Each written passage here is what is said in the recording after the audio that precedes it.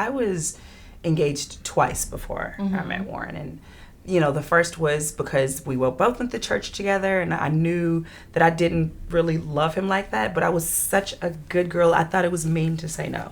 So I said yes, and I came home and told my parents, this is literally what they do. Mommy and Daddy, I'm engaged. I said, oh, well, I guess they're not with this. Literally, they said nothing. They pulled the covers over their faces. And so I was like, okay, so I have to get out of this because this isn't it. The second guy was a very nice guy. His father was a pastor. He had his own business, handsome guy, all of that. And I decided to ask God about it after I had the ring. After I had the ring and the dress and the church and the photographer. Okay. Yeah. And so God was silent. And I started asking everybody. I started asking my leaders who...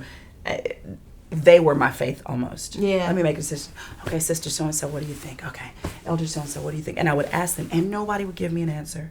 And I was like, you guys have been giving me my answers all my life. What is wrong with you? And they just wouldn't. And I found my favorite scripture, Proverbs 3, 5, and 6.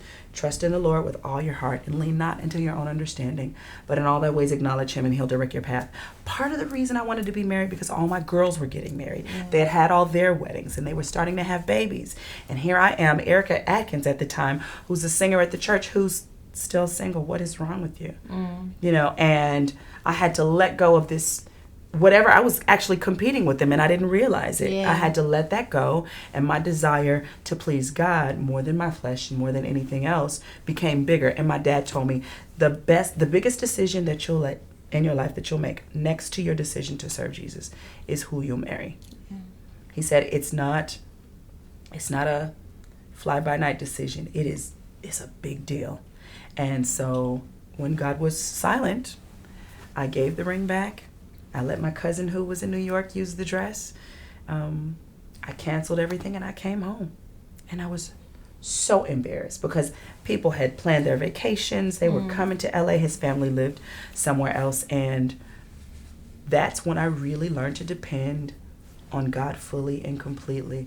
And I knew that relationship wasn't the end all be all because my career actually took off and I wasn't engaged to anyone. And I started working and traveling and I didn't have, I wasn't Mrs. anything. I was just Erica, now love still came my way.